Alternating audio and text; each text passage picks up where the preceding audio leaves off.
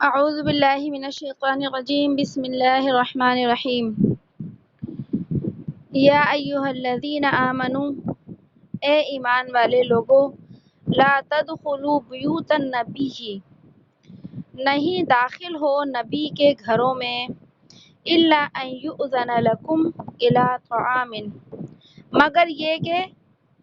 حکم ہو تم کو یا اجازت کا معنی بھی ہو سکتا ہے مگر یہ کہ اجازت دی جائے لکم تم کو الی طعام کھانے کے لیے غیر ناظرین اناہ نہ راہ دیکھنے نہ ہی انتظار کریں اس کے پکنے کا ولیکن اذا دعیتم اور لیکن جب بلایا جائے تم کو اچھا غیر ناظرین اناہو کا ترجمہ آپ آسان اگر کرنا چاہیں تو یوں بھی کر سکتی ہیں کھانے کی تیاری کا انتظار مت کرو یہ بالکل آسان ترجمہ ہے پہلے میں نے آپ کو لفظی ترجمہ بتایا تھا آگے دیکھیں ولیکن اذا دعیتم اور لیکن جب تم کو بلایا جائے فادخلوا پس تم داخل ہو واذا طعمتم پس جب تم کھانا کھا چکو فانتشروا پس منتشر ہو جاؤ ولا مستأنسین لحدیث اور آپس میں دل نہ لگاؤ باتوں میں مستأنسین دل کا لگانا لحدیث حدیث یہاں بات کے معنی میں اور آپس میں دل نہ لگاؤ یا دل لگا کر نہ بیٹھو باتوں میں ان ذالکم بے شک تمہاری اس بات سے کانا یؤذی النبی تکلیف ہوتی ہے نبی کو فیستحی منکم پس وہ شرم کم کرتے ہیں تم سے اللہ لا یستحی من الحق اور اللہ نہیں شرماتا حق بات کہنے سے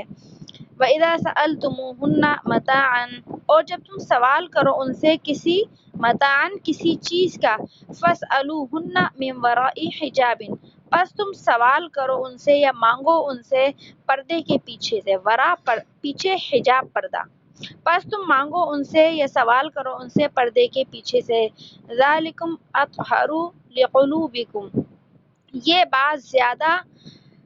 پاکیزہ ہے تمہارے دلوں کے لیے وقلوبہن اور ان عورتوں کے دلوں کے لیے وما کان لکم اور تم کو نہیں پہنچتا حق ان تؤذوا رسول اللہ کہ تم ایذا دو اللہ کے رسول کو ولا ان تنکحوا ازواجہ من بعدہ ابدا اور نہ ہی یہ کہ تم نکاح کرو ان کی بیویوں سے ان کے بعد ابدا کبھی بھی ان ذالکم کان عند اللہ عظیما بے شک تمہاری یہ بات اللہ کے ہاں بڑا گناہ ہے بس ابھی پہلے یہی ہم دو آیات جو ہیں وہ بلکہ یہ ایک ہی آیات ہے پوری اس کو سمجھ لیتے ہیں قرآن کریم کی ان آیات کے اندر اللہ رب العزت نے اسلامی معاشرت کے آداب کو اور طور طریقوں کو بیان کیا ہے کیونکہ پوری سورہ احزاب کے اندر اکثر نبی صلی اللہ علیہ وسلم کی شان کو بیان کیا گیا ہے یا پھر آپ صلی اللہ علیہ وسلم کے متعلق معاملات کو بیان کیا گیا ہے کہ جن باتوں سے نبی علیہ الصلوۃ والسلام کو ایذا پہنچ سکتی ہے ان معاملات سے بچا جائے تو یہاں پر بھی جو ہے ذکر ہے اور وہ ذکر یہ ہے کہ پہلے اللہ نے فرمایا ہے کہ اے ایمان والو مت داخل ہو نبی کے گھروں میں مگر یہ کہ وہ تمہیں اجازت دیں تو اس آیت کا بھی ایک شان نزول ہے اور وہ شان نزول یہ ہے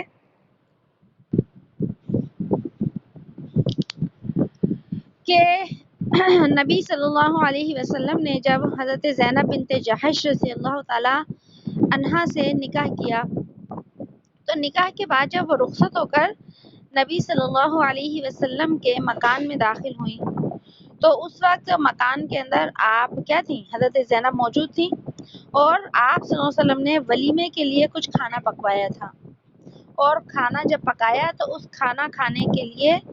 جو ہے وہ دوسرے لوگوں کو دعوت دی تو اب وہ لوگ کون تھے صحابہ کرام تھے ظاہر ہے جب صحابہ کرام نے کھانا کھا لیا تو وہ وہیں بیٹھ کر آپس میں کیا کرنے لگے باتیں کرنے لگے اور روایت میں آتا ہے کہ جب وہ وہیں اسی گھر میں بیٹھ کر باتیں کرنے لگے تو نبی صلی اللہ علیہ وسلم بھی کیا تھے، موجود تھے وہاں پر، اور جو ام المومنین حضرت زینب رضی اللہ تعالی عنہا تھی وہ بھی وہیں موجود تھی، اور جو ہے وہ دیوار کی طرف جو ہے رخ کر کے بیٹھی ہوئی تھی، اور صحابہ کرام بھی موجود تھے۔ تو ان کے اس طرح بیٹھنے سے نبی صلی اللہ علیہ وسلم کو کیا ہوئی، تکلیف ہوئی۔ پھر آپ گھر سے باہر تشریف لے گئے، گھر سے باہر تشریف لے جا کر جو دوسری ازواج مطہرات تھیں آپ کی، ان کے پاس ملاقات کے لیے اور سلام اور کلام کے لیے تشریف لے گئے۔ پھر جب تھوڑی دیر کے بعد آپ واپس آئے تو یہ لوگ اب بھی گھر میں موجود تھے۔ تو جب آپ علیہ الصلوۃ والسلام کچھ دیر کے بعد دوبارہ آئے، تشریف لائے، تو ان لوگوں کو جو بیٹھے ہوئے تھے ان کو یہ احساس ہوا کہ تو وہ جو ہے کیا ہو گئے، وہاں سے چلے گئے، اور اس کے وقت جو ہے پھر اللہ کے نبی صلی اللہ علیہ وسلم اندر تشریف لے کر آئے۔ یہ واقعہ کب کا ہے؟ یہ واقعہ جس وقت یعنی کہ یہ ہوا تھا اس وقت تک پردے کا حکم نازل نہیں ہوا تھا۔ تو یہ اسی وجہ سے جو صحابہ کرام کھانے کے انتظار میں بیٹھے تھے اور کھانا کھانے کے بعد بھی جو ہے اللہ کے نبی کے مکان میں بیٹھے تھے، تو یہ پردے کا حکم نازل ہونے سے پہلے کا واقعہ ہے جس وقت مرد عورتوں کے مکان میں جاتے تھے۔ عمومی طور پر غیر محرم مردوں کو ہمارے ہاں ایک معاشرتی معاملہ بھی ہے، اور عمومی ایک اسلامی طریقہ بھی یہی ہے، اور اس کے علاوہ جو ہے ہماری رہن سہن کے اعتبار سے، ہمارے یہ کہہ لیں معاشرے کے اعتبار سے بھی یہ بات ہے کہ غیر مردوں کو گھر میں آنے نہیں دیا جاتا۔ اگر غیر مرد آتے بھی ملنے کے لیے تو ان کو باہر رکھا جاتا ہے یا پھر علیحدہ سے کمرے میں بٹھایا جاتا ہے۔ لیکن یہ صحابہ کرام اس لیے تھے کہ پردے کا حکم ہی اس وقت تک نازل نہیں ہوا تھا۔ تو یہ واقعہ تھا۔ اب اس آیت کے اندر جو ابھی ہم نے پڑھی یا ایھا الذین آمنو، اس کے اندر جو ہے مہمان نوازی کے بھی آداب بیان کیے گئے ہیں، اور یہ حکم سب مسلمانوں کے لیے کیا ہے، عام ہے۔ اگرچہ یہ واقعہ تو خاص نبی صلی اللہ علیہ وسلم کا تھا، لیکن حکم تمام لوگوں کے لیے کیا ہے، عام ہے۔ اور یہاں کیا ہے پہلا حکم کہ اے ایمان نبی کے گھروں میں داخل نہ ہو الا ان یؤذن لکم، مگر یہ کہ تمہیں اجازت دی جائے۔ تو نبی علیہ الصلوۃ والسلام کے گھر کے لیے بھی یہ حکم تھا، اور امت کے عام لوگوں کے گھروں کے لیے بھی یہ حکم ہے کہ کسی کے گھر میں بغیر اجازت کے داخل نہ ہوا جائے، خاص کر مردوں کے لیے، کہ کسی کوئی غیر محرم ہے، باہر ہے، کوئی دوست ہے، کوئی تعلق والا ہے، کوئی محلے دار ہے، اور کسی کے بھی گھر میں داخل ہو جائے۔ ہمارے یہاں بھی عام طور سے ایسا نہیں ہوتا۔ تو پہلا ادب یہ بتا دیا کہ اجازت لے کر کسی کے گھر میں داخل ہو۔ دوسرے نمبر پر یہ بتا دیا کہ جو ہے جب اگر کوئی شخص تمہاری کھانے کی دعوت کرے تو جو دعوت کا وقت دیا جائے اس وقت سے پہلے آ کر گھر کے اندر نہ بیٹھو، کھانا پکنے کے انتظار میں۔ مثلا کسی کو کھانے کا ٹائم دیا ہے رات کو 8 بجے کا کہ بھئی گھر میں دعوت ہے یا جیسے بھی، لیکن وہ آ کے 6 بجے بیٹھ گیا کہ چلو کوئی بات نہیں، کھانا تو میں نے کھانا ہی ہے 6 بجے جا کے، اب وہ کھانے کا کیا کر رہے ہیں، انتظار کر رہے ہیں۔ تو اس کے لیے یہ ادب بیان کیا، غیر ناظرین انہ، کہ کھانا پکنے کے منتظر نہ ہو، کھانا پکنے کا منتظر نہ ہو، بلکہ جس وقت تمہیں بلایا جائے اس وقت کیا کرو، مکان کے اندر داخل ہو، یعنی جو کھانے کا تمہیں ٹائم دیا جائے تم اس ٹائم ہو، اس سے پہلے جو ہے وہ جاؤ نہیں۔ اب دیکھیے مثلا 8 بجے کی میں نے ایک مثال دی، 8 بجے کھانے کا ٹائم ہے، تھوڑا بہت آدمی آگے پیچھے ہو جاتا ہے تو یہ مطلب نہیں ہے، بلکہ مطلب یہ ہے کہ کھانے کا ٹائم 8 بجے کا ہے، کوئی پہنچ گیا 2 گھنٹے پہلے۔ تو اگر کوئی شخص وقت سے اتنا پہلے چلا جاتا ہے تو ظاہر سی بات ہے میزبان کو کیا ہوگی، اس سے تکلیف ہوگی، میزبان پریشان ہوگا۔ اس وجہ سے منع کیا گیا کہ کھانے کا جو ٹائم ہے اس سے پہلے نہ جاؤ۔ البتہ اس سے وہ لوگ مستثنا ہو سکتے ہیں کہ اگر ہمارا کوئی ایسا تعلق والا ہے، رشتہ دار ہے یا ہمارا محلے دار ہے جس کے آ جانے سے ہمیں کوئی تکلیف نہیں ہوتی، بلکہ وہ آ گیا، اس نے ہمارا کام میں ہاتھ بٹا دیا، اس سے ہمیں ہیلپ مل گئی، اور اس کے آنے سے ہمیں کوئی بھی پریشانی اور دشواری نہیں ہوتی، اس کا آنا ہمیں راحت دیتا ہے، تو وہ شخص آ سکتا ہے بالکل۔ لیکن عام لوگوں کے لیے یہی حکم ہے کہ کھانے سے اتنے پہلے کہیں پر نہ جاؤ۔ اس کے بعد تیسرا ادب بتایا ولیکن اذا دعیت، اچھا دوسرا ادب ہے کہ کھانے کے انتظار میں نہ رہو اور پہلے نہ جاؤ، ولیکن اذا دعیتم، اور لیکن جب تمہیں بلایا جائے تو بس کیا ہے کھانے کے لیے چل جاؤ۔ اسی طریقے سے اگر کوئی شخص کسی کے گھر مہمان بن کر گیا ہے تو اب ظاہر ہے کھانا بن رہا ہے، اب عمومی طور پر ایسے ہوتا ہے کہ جب وہ لوگ کھانا لگا لیتے ہیں تو پھر جتنے بھی مہمان ہیں ان کو بلاتے ہیں، ظاہر ہے مہمان ایک جگہ بیٹھے ہوتے ہیں، جب میزبان کھانا تیار کر لیتا ہے اور دسترخوان لگا دیتا ہے پھر کھانے کے لیے بلاتا ہے، تو اسی وقت کھانے کے لیے جانا چاہیے۔ کسی شخص کو ایسا نہیں کرنا چاہیے کہ اگر وہ میزبان کے گھر پہنچ گیا ہے تو پھر کھانا جو ہے یا تو بار بار دیکھے اٹھ کر کے کھانا لگ گیا یا نہیں، یا اس قسم کی جو ہے یہ باتیں تھوڑی سی آداب کے خلاف ہوتی ہیں۔ لیکن اس میں یہ بھی ذہن رہے کہ اگر کوئی مہمان ایسا ہے جس کی بے تکلفی اتنی زیادہ ہے گھر والوں سے، تو اس کی اس کسی بھی بات سے میزبان کو تکلیف نہیں ہوتی، تو اس کا اگر وہ اس طرح کا کوئی معاملہ کرتا ہے تو اس کے لیے منع نہیں ہے۔ اصل میں یہاں پر میزبان کو تکلیف سے بچانا مقصود ہے۔ پھر اس کے بعد تیسرا جو ہے وہ حکم دیا فَإِذَا طَعِمْتُمْ، پس جب تم کھانا کھا چکو تو منتشر ہو جاؤ۔ اب یہاں پر کھانا کھانے کے بعد کیا کرو کہ زیادہ دیر تک وہاں نہ رکو اس گھر میں، جیسے کہ جن لوگوں کو اللہ کے نبی صلی اللہ علیہ وسلم نے کھانے کے لیے بلایا تھا اور وہ جو ہے کیا ہو گئے تھے، بہت دیر تک بیٹھے تھے، تو عام حالات میں یہی ہے کہ جہاں پر مہمان کے بہت دیر بیٹھنے سے میزبان کو تکلیف ہوتی ہو، کیونکہ دیکھیں مہمان بھی دو طرح کے ہوتے ہیں، ایک تو ایسے مہمان ہوتے ہیں جن سے ہمارا تعلق کم ہوتا ہے، کم ہم ملتے ہیں، ایک مہمان وہ ہوتے ہیں جو بالکل ہمارے قریبی ہوتے ہیں، مثلا بیٹیاں آ گئیں،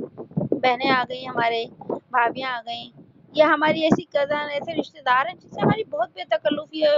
ان کا بیٹھنا اور جو ہے ہمارے لیے کوئی بھی پریشانی کا باعث نہیں، تو یہ حکم ان لوگوں کے لیے نہیں ہے۔ جہاں پر جو ہے وہ جن علاقوں میں یا جن گھروں میں جن جو ہے خاندانوں میں مہمان بہت دیر تک بیٹھے اور میزبان کو پریشانی نہ ہو، تو وہاں پر بیٹھنے میں کوئی حرج نہیں ہے۔ اگر میزبان پریشان ہو تو وہاں سے فوراً چلے جانا چاہیے۔ آگے یہ حکم ساری امت کے لیے ہی عام ہے، اور یہ حکم جو ہے پہلے نبی علیہ الصلوۃ والسلام کے ان مہمانوں کے لیے آیا، اور آگے فرمایا ان ذالکم کان یؤذی النبی، بے شک تمہاری اس بات سے نبی کو کیا تھی، تکلیف تھی۔ جب نبی علیہ الصلوۃ والسلام کو تکلیف تو ہو رہی تھی، کیونکہ آپ ظاہر سی بات ہے نکاح کر کر آئے تھے، آپ کو آرام کی بھی ضرورت تھی، اور گھر میں جب وہ کوئی خاتون ہوتی ہے، عورت ہوتی ہے، تو ظاہر ہے اس کی بے آرامی کا بھی کیا ہوتا ہے، اندیشہ ہوتا ہے۔ تو اس وجہ سے جو ہے نبی علیہ الصلوۃ والسلام کو ان لوگوں کے عمل سے تکلیف تو پہنچ رہی تھی، لیکن آپ صلی اللہ علیہ وسلم چونکہ کیا تھے، میزبان تھے اس وقت، تو آپ علیہ الصلوۃ والسلام نے تکلیف کے باوجود ان لوگوں سے یہ نہیں کہا کہ آپ یہاں سے چلے جائیں، حالانکہ آپ علیہ الصلوۃ والسلام کیا تھے، میزبان تھے، اور دوسرے نمبر پر نبی بھی تھے۔ ان لوگوں کو کہتے تو ظاہر سی بات ہے ان کو برا تو نہیں لگ سکتا تھا، یہ تو تصور ہی نہیں ہوتا کہ نبی کے کہنے سے ان کو برا لگتا ہے، لیکن آپ علیہ الصلوۃ والسلام اپنی جو ہے عادت کے مطابق ان کو جو ہے وہ شرم و حیا کی وجہ سے جو ہے نہیں منع کیا کہ آپ اٹھ کر یہاں سے چلے جائیں، خود ہی آپ علیہ الصلوۃ والسلام وہاں سے چلے گئے۔ تو اس کے لیے اللہ نے فرمایا فَيَسْتَحْيِي مِنْكُمْ، پس وہ شرم کرتے ہیں تم سے، یعنی کہ شرم کی وجہ سے تم لوگوں کو نہیں کہا وَاللَّهُ لَا يَسْتَحْيِي مِنَ الْحَقِّ، اور اللہ نہیں شرماتا حق بات سے۔ تو اللہ نے حق بات قرآن کے اندر بیان کر دی کہ اگر کھانا کھا چکے ہو تو پھر وہاں سے کیا کرو، چلے جاؤ۔ تو دیکھیے اس قرآن کریم کی آیت میں بھی مہمانوں کے اکرام اور خاطرداری کا جو ہے کیا ہے، اہتمام ہوتا ہے، اور ان کی جو ہے اہمیت کا ہمیں کیا ہے پتہ چلتا ہے کہ آپ صلی اللہ علیہ وسلم نے بھی مہمان کا کیا کیا، بہت اکرام کیا، حالانکہ آپ انہیں جانے کا کہہ سکتے تھے لیکن آپ نے ایسا نہیں کیا۔ تو یہاں تک یہ ایک حکم تھا. اس کے بعد آگے آتا ہے وَإِذَا سَأَلْتُمُوهُنَّ مَتَاعًا، اور جب تم مانگو ان سے کوئی چیز، متاع کوئی چیز، تو سوال کرو ان سے پردے کے پیچھے سے. یہ قرآن کریم کا الگ حکم ہے، اور اس قرآن کریم کے حکم میں ازواج مطہرات کا بھی ذکر ہے اور صحابہ کرام کا بھی ذکر ہے. ٹھیک ہے، لیکن یہ حکم صرف ازواج مطہرات اور صحابہ کے لیے نہیں تھا، بلکہ ساری امت کے لیے عام تھا. ساری امت کی عورتوں کے لیے بھی یہ حکم ہے، اور ساری امت کے مردوں کے لیے بھی کیا ہے، کوئی حکم ہے. اور حکم کیا تھا؟ اللہ نے کیا حکم دیا تھا ازواج کو، ازواج مطہرات کو بھی اور صحابیات کو بھی، کہ وَإِذَا سَأَلْتُمُوهُنَّ مَتَاعًا، اور جب وہ سوال کریں تم سے کسی چیز کا، فَاسْأَلُوهُنَّ مِنْ وَرَاءِ حِجَاب، بس پردے کے پیچھے سے مانگے. تو اگر کوئی مرد کوئی استعمال کی چیز مانگے، یعنی غیر محرم مراد ہے، ظاہر ہے محرم سے تو پردہ ہی نہیں ہے، غیر محرم ہے، اگر وہ کوئی برتن ہے، کوئی کپڑا ہے، کوئی چیز ہے، کوئی بھی چیز ہے، یا تو مرد کو ضرورت ہے وہ عورت سے مانگ رہا ہے، یا عورت کو ضرورت ہے وہ مرد سے مانگ رہی ہے، تو اللہ نے اس کے لیے حکم دے دیا فَاسْأَلُوهُنَّ مِنْ وَرَاءِ حِجَاب، ان سے پردے کے پیچھے سے مانگو. اب دیکھیے اللہ نے پردے کا حکم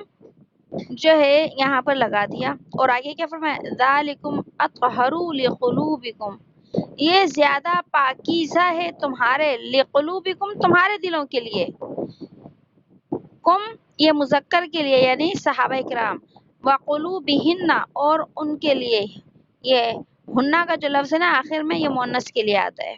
یہ ضمیریں ہیں گرامر کے اعتبار سے، اور ان کے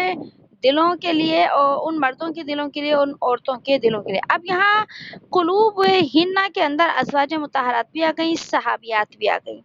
تو اللہ رب العزت نے کائنات کی سب سے پاکیزہ عورتوں کو، جو کہ ازواج مطہرات تھیں اور اس کے بعد صحابیات تھیں، تو کائنات کی سب سے پاکیزہ عورتوں کو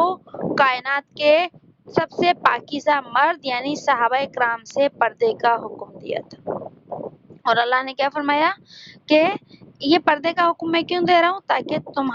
تم دونوں کے دل ہی کیا رہیں، پاک رہیں، مردوں کے بھی اور عورتوں کے بھی. اب دیکھیے یہاں پر اللہ نے براہ راست حکم کس کو دیا، ازواج مطہرات ہیں اور ایک طرف صحابہ کرام ہیں. حالانکہ ازواج مطہرات تو کائنات کی سب سے پاکیزہ ہستیاں، پاکیزہ عورتیں تھیں، اسی وجہ سے اللہ نے ان کا انتخاب اپنے نبی صلی اللہ علیہ وسلم کے لیے کیا، اور ان کی جو ہے وہ کیا ہے، ان کی حفاظت کا ذمہ بھی اللہ نے خود لیا. لیکن اس کے باوجود بھی اللہ نے، اور جو ہے ایک طرف صحابیات ہو گئی، ان کی حفاظت کا ذمہ بھی اللہ نے لیا اور سب سے افضل مقام عطا کیا، اور دوسرے نمبر پر جو صحابہ کرام تھے ان کا مقام بھی فرشتوں سے اونچا تھا. لیکن اس کے باوجود بھی اللہ نے دونوں کے درمیان میں پردے کو رکھا، من وراء حجاب، پردے کے پیچھے سے بات کرنی ہے. اور کیا ہے، دل کے، اس سے کیا پتہ چلا، دیکھیں یہ لکھا نا اطہروا لقلوبکم، تاکہ تمہارے دل پاکیزہ رہیں. پتہ چلا کہ شیطان اتنا طاقتور ہے، اور یہ اتنا جو ہے اس نے، کیونکہ اللہ سے وعدہ کیا ہے، تو وہ جو ہے ازواج مطہرات اور صحابیات، یہ مثال کے طور پر بیان کیا، حالانکہ ان کی تو حفاظت اللہ نے کی، لیکن اللہ نے ان کو بھی بچانے کے لیے ضروری سمجھا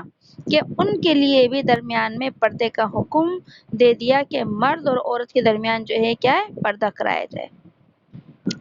اب یہ کتنی بڑی بات ہے، کتنی بڑی بات ہے اگر انسان جو ہے وہ اپنے دل کی آنکھوں کو کھول کر دیکھتا ہے. آج لوگ سمجھتے ہیں کہ جی پردہ تو نظر کا ہوتا ہے، کوئی کہتا ہے جی پردہ تو دل کا ہوتا ہے، ہم کوئی غلط تھوڑی ہیں، یا یہ کہ جی ہماری نظریں غلط تھوڑی ہیں کوئی، یا ہم کسی کے اوپر غلط نظر ڈالیں. کائنات میں صحابہ کرام سے پاکیزہ ہستیاں اور نبی صلی اللہ علیہ وسلم کی ازواج سے پاکیزہ ہستیاں کون ہو سکتا ہے؟ کون یہ دعویٰ کر سکتا ہے کہ ہم ازواج مطہرات سے بھی زیادہ پاکیزہ ہیں؟ اللہ نے ازواج مطہرات کو تو پردے کا حکم دے دیا. آج کی عورت سمجھتی ہے میرے لیے تو پردے کا حکم نہیں ہے، میری تو نظر پاک ہونی چاہیے، بس میرا تو دل صاف ہونا چاہیے. تو معاذ اللہ وہ کیا سمجھتی ہے کہ ازواج مطہرات کے دل اور نظر پاک نہیں تھی، اس لیے ان کو تو اللہ نے قرآن میں پردے کا حکم دے دیا. میری نظر، میرا دل، سب کچھ اتنا صاف ہے کہ میرے لیے اس پردے کے حکم کی کوئی بھی ضرورت نہیں ہے.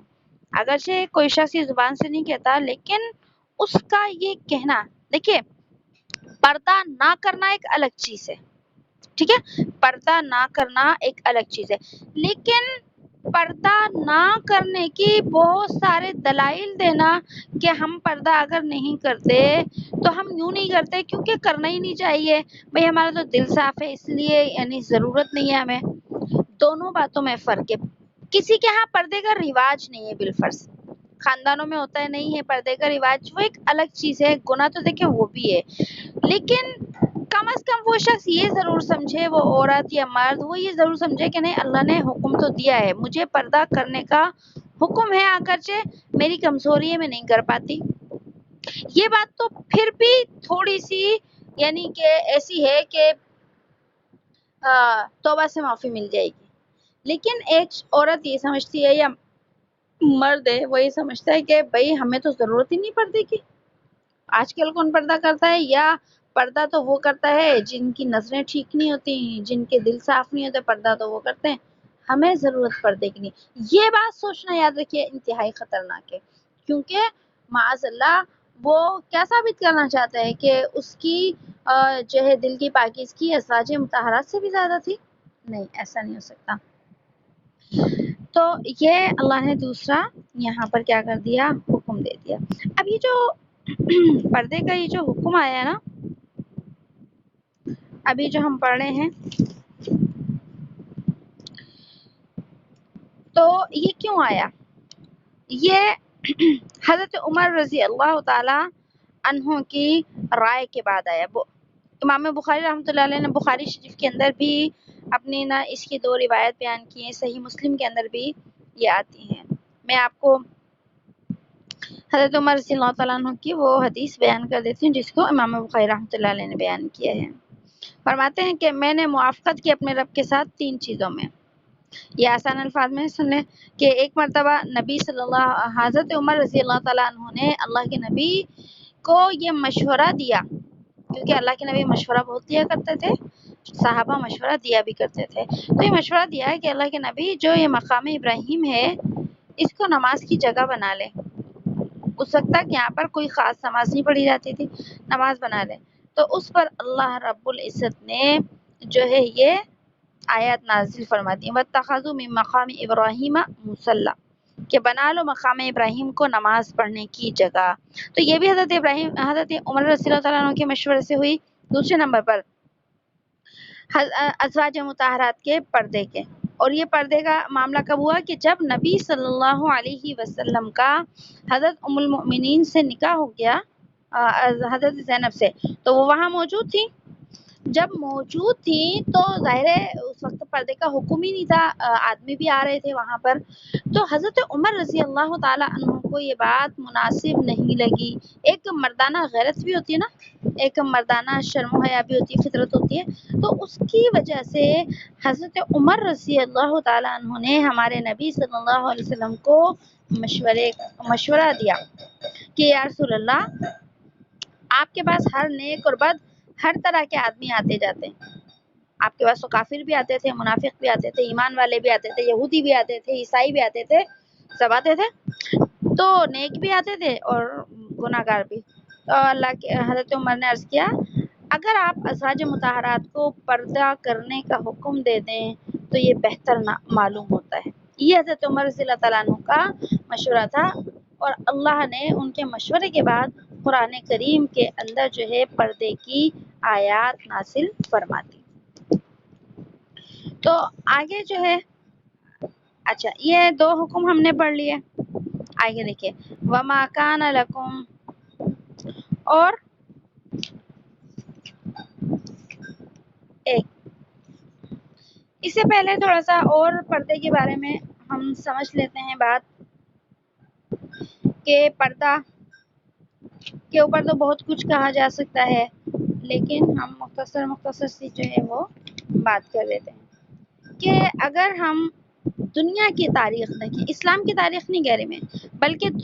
پوری دنیا کی تاریخ دیکھیں تو حضرت آدم علیہ السلام سے لے کر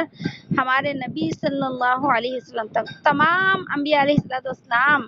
کے زمانے میں کبھی بھی مرد اور عورتوں کے آپس میں اختلاط کو درست نہیں سمجھا گیا، یعنی کہ غیر محرم مرد غیر محرم عورتیں آپس میں جو ہے ملتے ہیں جلتے ہیں اور جو ہے وہ ان کے درمیان کوئی بھی پردہ نہ ہو، بے تکلفی ہو۔ تو آدم علیہ السلام سے لے کر ہمارے نبی تک جتنے بھی انبیاء علیہ السلام آئے، کسی کے زمانے میں بھی اس کو درست نہیں سمجھا گیا۔ اور اس کے علاوہ اگر ویسے بھی دنیا کے اندر دیکھا جائے، چاہے وہ مسلمان ایمان والے ہوں یا غیر مسلم ہوں، کسی بھی زمانے کے عام شریف خاندانوں کے اندر بھی جو ہے مرد عورتوں کے اختلاط کو جو ہے پسند نہیں کیا جاتا۔ اور پھر دیکھیے، ایک تو وہ مرد ہوتے ہیں نا جو پھر بھی ہمارے رشتہ دار ہوتے ہیں، قریبی ہوتے ہیں، ایک وہ مرد ہوتے ہیں جن سے ہمارا رشتہ بھی نہ ہو بالکل، اور بالکل ہی غیر محرم ہو۔ آج کل جو فضا ہے، جو اپر لیول کے جو لوگ ہوتے ہیں اور جو اونچی سوسائٹی کے بہت زیادہ لوگ ہوتے ہیں، وہاں تو دیکھیں رشتہ داری کا بھی کوئی لحاظ نہیں ہے۔ وہاں تو ہر قسم کے شخص کا ہر قسم کے مردوں کا ہر قسم کی عورتوں سے کیا ہوتا ہے، تعلق ہوتا ہے۔ پردے کا تو کوئی تصور ہی نہیں ہوتا۔ ہم جیسوں کے گھروں میں چلے غیر محرم ہوتے ہیں، لیکن پھر بھی یہ ہے کہ چلو ان سے کوئی نہ کوئی ہماری رشتہ داری ہوتی ہے، ایک ہمارا ان سے پھر بھی تھوڑا سا لحاظ ہوتا ہے۔ غیر محرم ہر شخص ہمارے گھر میں نہیں آ سکتا۔ تو یہ شریف خاندانوں کو شروع سے یہ شیوا اور طریقہ رہا ہے۔ اگر ہم حضرت موسیٰ علیہ السلام کے دور کو دیکھتے ہیں تو جب حضرت موسیٰ علیہ السلام نے جو ہے فرعون کے ملک سے اور علاقے سے جو ہے مدین کی طرف سفر کیا تھا، تو جس کا ذکر قرآن کریم میں آتا ہے، ہم پڑھیں گے انشاءاللہ۔ تو وہاں انہوں نے دیکھا کہ دو لڑکیاں ہیں، وہ اپنی بکریوں کو پانی پلانے کے لیے ایک طرف کھڑی ہوئی ہیں اور جو ہے کنویں کے ایک طرف کھڑی ہیں۔ تو حضرت موسیٰ علیہ السلام نے ان سے پوچھا کہ تم جو ہے یہاں کیوں کھڑی ہو؟ تو انہوں نے یہی بتایا کہ ہمارے باپ کیا ہیں، ہمارے والد جو ہیں وہ بوڑھے ہیں، اور اس وجہ سے جو ہے ہم یہاں پر اپنی بکریوں کو پانی پلانے کے لیے آئے ہیں۔ اور دوسرے نمبر پر وہ ایک طرف ہو کر کھڑی تھی۔ اس سے بھی پتہ چلتا ہے کہ عورتوں کے اندر جو ہے وہ کیا ہے، اللہ نے فطری شرم و حیا رکھی ہے، کیونکہ وہ مجبوری کی وجہ سے گھر سے باہر نکلیں گے، اور دوسرا یہ کہ مردوں سے ایک طرف ہو کر کھڑی تھی۔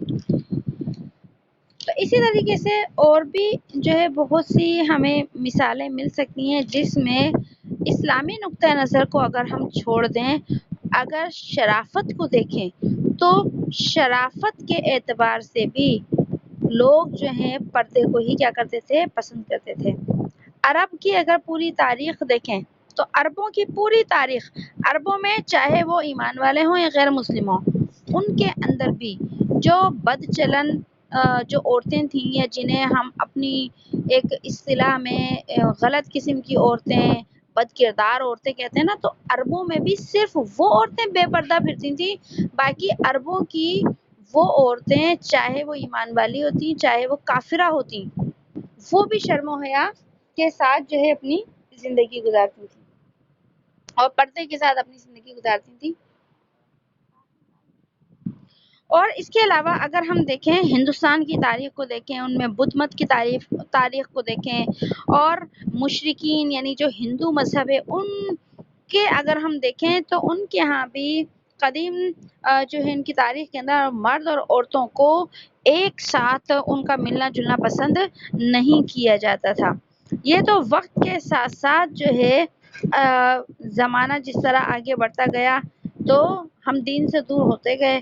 اور جو ہے شیطان کی چالوں کے اندر انسان کیا ہے آتا رہا۔ کیونکہ اللہ رب العزت نے اگر ہم دیکھیں تو مردوں کی تخلیقی بالکل الگ کی ہے، عورت کی تخلیقی بالکل کیا ہے، الگ کی ہے۔ مردوں کے اندر حیا کا مادہ نہیں ہوتا،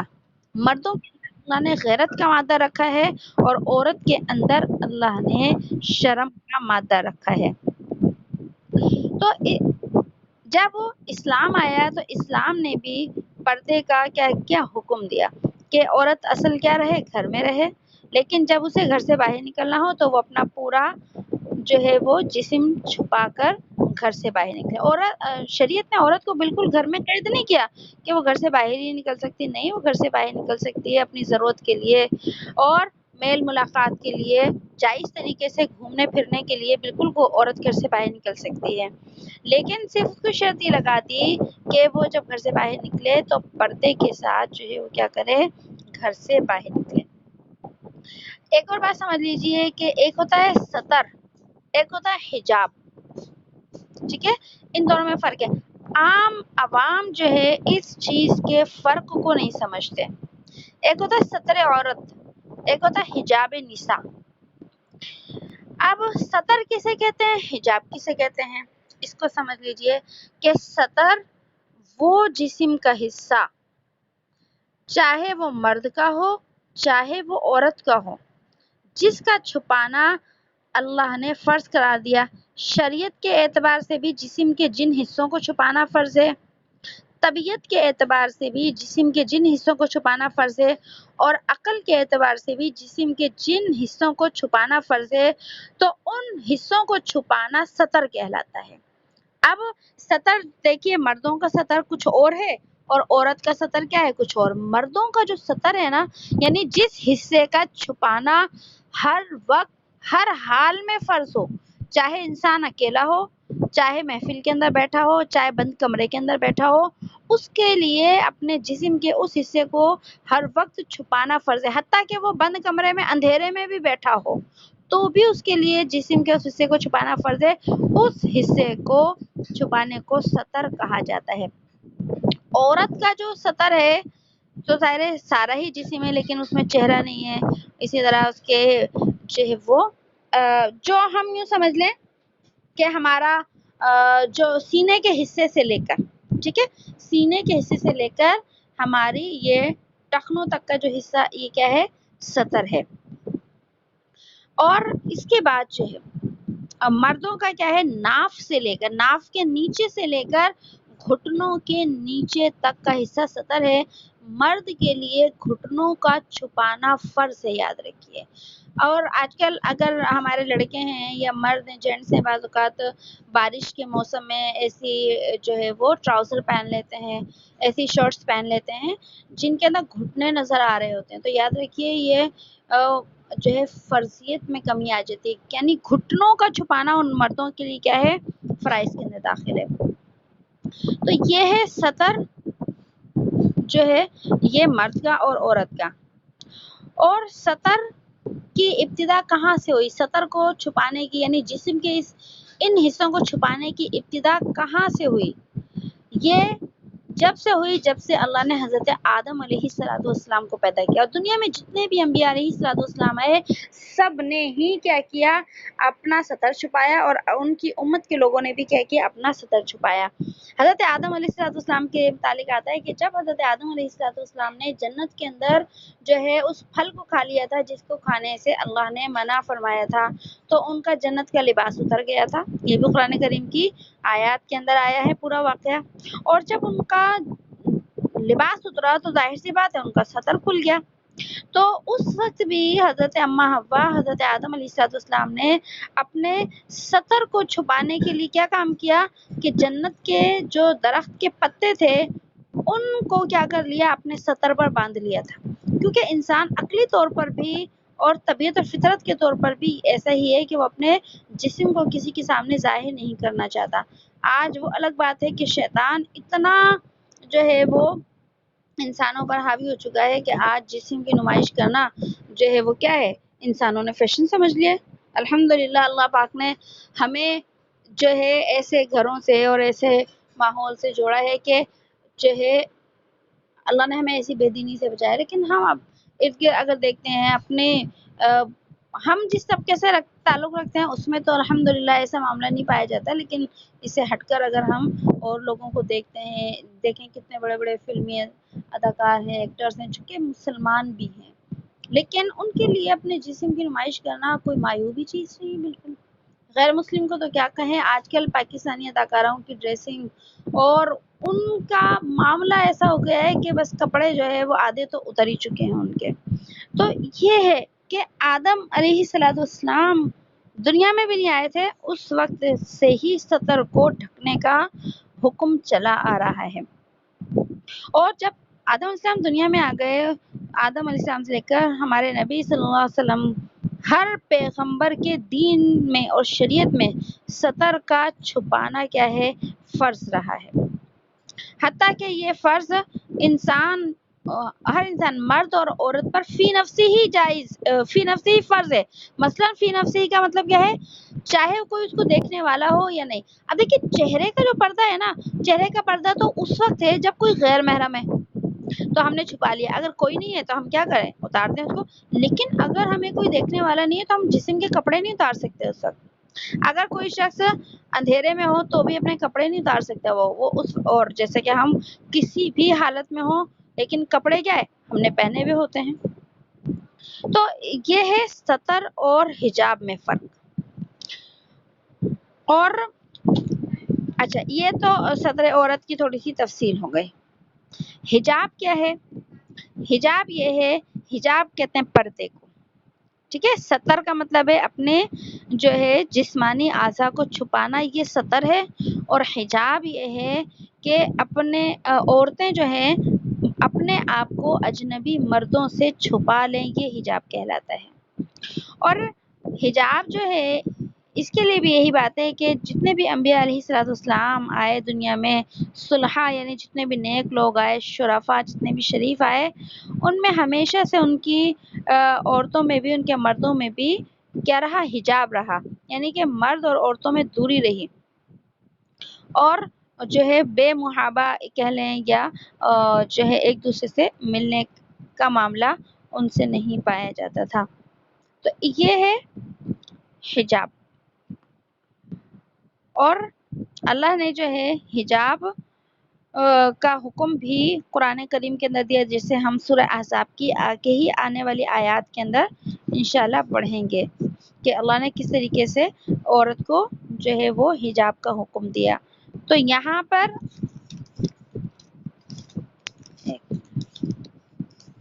سطر اور حجاب کی تھوڑی سی تفصیل آ گئی۔ تو سطر الگ ہے اور حجاب یہ دو الگ الگ مسئلے ہیں۔ سطر عورت جو ہے، سطر عورت یعنی مرد اور عورت دونوں پر فرض ہے اپنے جسم کو چھپانا، اور حجاب جو ہے صرف عورتوں پر فرض ہے، دونوں میں فرق ہے۔ سطر دونوں پر فرض ہے، حجاب صرف عورتوں پر ہی کیا ہے، فرض ہے۔ یعنی مرد کے لیے پردہ کرنے کا حکم نہیں آیا کہ مرد پردہ کرے، اگر مرد کے لیے پردہ آتا تو مرد کو بھی اسی طرح حکم ہوتا جس طرح عورت کو پردے کا حکم ہے کہ اپنے آپ کو چھپائے، اپنے چہرے کو چھپا لے، جیسے ہم برقع پہن لیتے ہیں۔ لیکن حجاب کا حکم صرف عورت کے لیے ہے، اور سطر کا حکم مرد اور عورت دونوں کے لیے ہے۔ اچھا، اب حجاب کا حکم عورت کے لیے تو مرد کے لیے کیا ہے؟ مرد کے لیے ہے نظروں کو نیچی کرنے کا حکم۔ عورت کو یہ ہے کہ جب گھر سے باہر نکلے تو اپنے آپ کو چھپا لے، اپنے کپڑوں کو بھی چھپا لے، اپنے چہرے کو بھی چھپا لے، چاہے چادر سے چھپا لے بے شک، یا جو ہے وہ کسی جیسے ہمارے ہاں رواج ہے برقع پہننے کا تو برقعے سے چھپا لے۔ اور مرد کے لیے کہ جب اس کے سامنے غیر محرم عورت ہو تو وہ تو نہیں، ظاہر سی بات ہے برقع پہنے گا اور پردہ کرے گا، بلکہ وہ اپنی نظروں کو نیچے کر لے گا۔ جب عورت جو ہے وہ حجاب کی پابندی کر لے گی اور مرد نظروں کو جھکانے کی پابندی کر لے گا تو اس معاشرے کے اندر بے حیائی کا جو ہے دروازہ کیا ہو جائے گا، بند ہو جائے گا۔ اور جہاں پر یہ دونوں ہی چیزیں ختم ہو جائیں گی تو وہاں بے حیائی کے دروازے جو ہے کیا ہوں گے، سر عام کھل جائیں گے۔ تو یہ بات تھی تھوڑی سی حجاب اور سطر میں فرق۔ آگے دیکھیے کہ آگے اللہ نے فرمایا وَمَا كَانَ لَكُمْ، اور نہیں ہے تمہارے لیے جائز ان تؤذوا رسول اللہ، کہ تم ایذا دو اللہ کے رسول کو، ولا ان تنکحوا ازواجہ من بعدہ ابدا، اور نہ ہی تم یہ کہ تم نکاح کرو ان کی بیویوں سے ان کے بعد کبھی بھی۔ یہ حکم بھی نبی صلی اللہ علیہ وسلم کے لیے آیا، اور یہ حکم خاص اللہ کے نبی صلی اللہ علیہ وسلم کے لیے تھے۔ پیچھے والے ابھی جو ہم نے حکم پڑھے نا دعوت کے اور جو ہے باقی سطر کے پردے کے، یہ تو امت کی اور عورتوں کے لیے بھی ہے، مردوں کے لیے بھی، لیکن یہ جو حکم ہے صرف ہمارے نبی صلی اللہ علیہ وسلم کی ازواج مطہرات سے ہے۔ اور وہ یہ کہ جب نبی صلی اللہ علیہ وسلم کی وفات ہو گئی تو اس کے بعد ازواج مطہرات کا امت کے کسی بھی مرد سے نکاح کرنا جائز نہیں تھا، بلکہ کیا تھا، حرام تھا۔ کہ آپ جو ہے، کیونکہ قرآن نے کہا کہ آپ کیا تھی، امہات المؤمنین، یعنی ساری امت کی مائیں ہیں، لہٰذا امت کی ماؤں کا جو ہے امت کے مردوں سے نکاح نہیں ہو سکتا۔ اور اس کی ایک وجہ یہ بھی ہے کہ نبی کریم صلی اللہ علیہ وسلم اپنی قبر اطہر کے اندر زندہ ہیں، جیسے کہ ہم بار بار پہلے بھی پڑھ چکے ہیں کہ آپ کی حیات کا عقیدہ رکھنا ہے، اور آپ علیہ الصلوۃ والسلام اپنی قبر اطہر کے اندر زندہ ہیں۔ درود اور سلام جب پڑھا جاتا ہے آپ کی قبر مبارک پر تو آپ کو سنتے ہیں، جواب دیتے ہیں۔ تو اسی وجہ سے جب آپ اپنی قبر اطہر کے اندر زندہ ہیں تو آپ کی ازواج مطہرات جب زندہ تھیں، جب آپ کی وفات کے بعد ازواج زندہ تھیں، تو جب بھی نبی قبر کے اندر کیا تھے، زندہ تھے، تو نبی علیہ الصلوۃ والسلام کے زندہ ہونے کی وجہ سے ازواج مطہرات کو امت کے مردوں سے نکاح کرنے کی اجازت نہیں تھی، کیونکہ وفات کے بعد آپ کا مقام، آپ کا درجہ کس طرح تھا، جیسا کہ کوئی شوہر ہو، زندہ ہو اور گھر سے باہر ہو۔ کتنے ایسے مرد ہیں جو دوسرے شہروں میں چلے جاتے ہیں کمانے کے لیے، ان کی جابس ہوتی ہیں، یا کمانے کے لیے دوسرے باہر ملکوں کے اندر چلے جاتے ہیں، اور بیویاں اپنے ملک میں ہوتی ہیں، تو ظاہر سی بات ہے وہ موجود نہیں ہے یہاں پر، لیکن زندہ تو ہے۔ اب اس بیوی کا نکاح تو ظاہر سی بات ہے کسی بھی مرد سے نہیں ہو سکتا۔ تو یہ مثال ہے کہ آپ علیہ السلام اپنی قبر کے اندر زندہ ہیں، اس وجہ سے ازواج مطہرات کا نکاح نہیں ہو سکتا تھا، اور اسی وجہ سے آپ علیہ الصلوۃ والسلام کی میراث بھی تقسیم نہیں ہوئی تھی، کیونکہ آپ زندہ ہیں۔ اس کے علاوہ ایک حکمت اور بھی ہے کہ ازواج مطہرات کا نکاح جو ہے وہ امت کے مردوں سے نہیں ہو سکتا تھا، کہ شرعی قاعدہ کیا ہے؟ شرعی قاعدہ یہ ہے کہ اگر ایک عورت کے جو ہے کئی نکاح ہوں، مثلاً پہلے شوہر سے نکاح تھا، پہلا شوہر مر گیا یا طلاق دے دی، پھر اس نے دوسرا نکاح کر لیا، یا بالفرض اس نے تیسرا نکاح بھی کر لیا دوسرے شوہر کے بعد، تو اب جب وہ عورت مرے گی اور وہ نیک ہوگی، جب جنت میں جائے گی تو جنت میں وہ کس شوہر کی بیوی بنے گی، پہلے کی، دوسرے کی، تیسرے کی؟ تو آتا ہے کہ وہ آخری شوہر کی جو ہے وہ بیوی بنے گی۔ اگر پہلا شوہر ہے وہ بھی جنتی ہے تو اس کی بیوی دوسرا ہے تو اس کی، اور اگر تیسرا آخری ہے تو پھر اس کی جو ہے وہ بیوی بنے گی۔ اسی وجہ سے حضرت حذیفہ رضی اللہ تعالیٰ عنہ صحابی رسول ہیں، انہوں نے مرتے وقت اپنی بیوی کو یہ وصیت کی تھی کہ اگر تم یہ چاہتی ہو کہ جنت میں میری بیوی رہو تو میرے بعد کوئی دوسرا نکاح نہ کرنا، کیونکہ جنت میں عورت اپنی آخری شوہر کو ملے گی۔ تو اس سے جو ہے پھر ازواج مطہرات کو اللہ نے دنیا میں شرف عطا فرمایا تھا کہ ساری امت کی عورتوں میں آپ کو جو ہے ان کا انتخاب کر کے نبی کی ازواج بنایا گیا، لہٰذا ان کو یہ شرف باقی رکھنے کے لیے اللہ نے ان کا نکاح دوسرے لوگوں پر حرام کر دیا، کہ جس طرح یہ دنیا میں نبی کی بیویاں تھیں اسی طرح جنت میں بھی نبی کی بیویاں رہیں گی۔ اگر ان میں سے ہو سکتا کسی نے نکاح کر لیا، اگر جائز ہوتا نکاح کر لیتی تو ظاہر سی بات ہے شرعی قاعدے کے مطابق پھر وہ اس آخری شوہر کی بیوی بن جاتی، اس لیے اللہ نے امت کے اوپر ان کے نکاح کو حرام کر دیا۔ اسی کے ساتھ ساتھ ایک اور حکمت بھی ہے کہ ہر شوہر جو ہے نا وہ یہ چاہتا ہے، اس کی طبیعت ہوتی ہے کہ میری بیوی کسی اور مرد کے ساتھ نہ ہو، مرد کے ساتھ نہ ہو، یعنی کہ ویسے بھی، اور دوسرا یہ کہ کسی اور مرد کے نکاح میں نہ جائے میری بیوی۔ میرے نکاح میں جو عورت آ گئی ہے تو وہ میرے ہی نکاح میں رہے، کسی اور مرد کے نکاح میں نہ جائے۔ تو یہ ہر مرد کی ایک طبیعت ہوتی ہے، تو ہمارے نبی صلی اللہ علیہ وسلم بھی کیا تھے، مرد تھے، تو اللہ نے ان کی اس طبیعت کو اور اس خواہش کا احترام فرمایا، اور خواہش کا احترام فرما کر ازواج مطہرات کو دوسری امت کے دوسرے مردوں کے اوپر جو ہے وہ حرام کر دیا۔ تو اسی وجہ سے ازواج مطہرات جب تک زندہ رہیں انہوں نے کبھی کسی سے نکاح نہیں کیا، حالانکہ اسی بیوگی کی حالت میں ان کا جو ہے کیا ہو گیا، وصال ہو گیا. اس لیے اللہ نے فرمایا کہ ان کا کبھی نکاح نہیں ہو سکتا. اور آگے فرمایا ان ذالکم کان عند اللہ عظیما، بے شک تمہاری یہ بات اللہ کے نزدیک کیا ہے، گناہ ہے. کیا گناہ ہے کہ رسول صلی اللہ علیہ وسلم کو کسی بھی طرح سے ایذا پہنچانا، چاہے ان کے گھر میں جانا بلا اجازت، یا دیر تک بیٹھنا، یا آپ علیہ السلام کی وفات کے بعد آپ کی ازواج مطہرات سے نکاح کرنا، ہر طریقے سے نبی کو ایذا پہنچ سکتی ہے. لہذا تمام طریقوں سے بچا جائے تاکہ کسی طریقے سے اللہ کے نبی کو ایذا نہ پہنچے. اور آگے فرمایا ان تبدوا شیئا، اگر تم ظاہر کرو کسی چیز کو، او تخفوہ یا اس کو چھپا لو، فإن اللہ کان بکل شیء علیما، تو بے شک اللہ ہر چیز کو خوب جاننے والا ہے. کہ اگر تم اپنے دلوں کے اندر غلط ارادے بھی کرو گے، خیالات بھی لاؤ گے، ظاہر کرو گے یا چھپاؤ گے، تو وہ ساری چیزیں اللہ کی کیا ہیں، سامنے ہیں. لہذا نبی علیہ الصلوۃ والسلام کو تکلیف دینے کا کوئی وسوسہ بھی دل میں نہ پیدا ہونے دو کہ ہماری کسی بات سے نبی کو تکلیف ہو جائے. اور اللہ نے جو احکام دیے ان احکام کو پورا کرنے کا پورا جو ہے کیا کریں، احترام کریں. بس یہاں تک جو ہے ہماری یہ آیت پوری ہو گئی.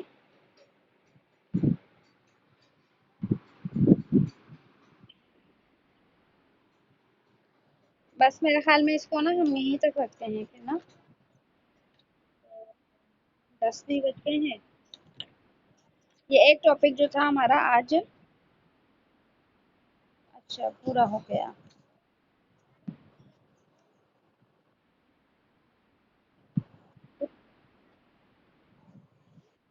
یکم محرم ہو گئی نا آج؟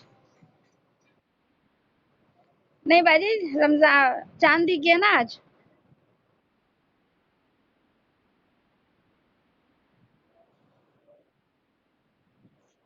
آج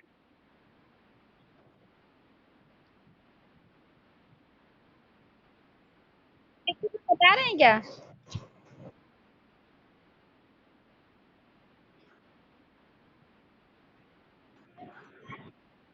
اچھا چلیں، میرا خیال میں تو آج ہی تھی ویسے.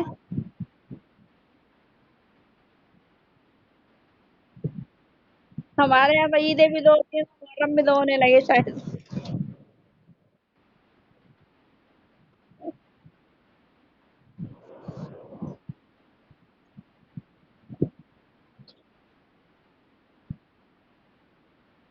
اچھا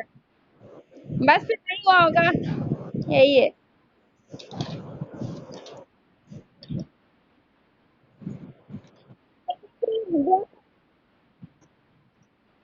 جی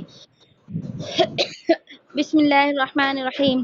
سبحان اللہ وبحمدہ، سبحانک اللہم وبحمدک، نشہد ان لا الہ الا انت، نستغفرک ونتوب الیک. سبحان ربک رب العزت عما یصفون، وسلام علی المرسلین، والحمد للہ رب العالمین. السلام علیکم ورحمۃ اللہ وبرکاتہ.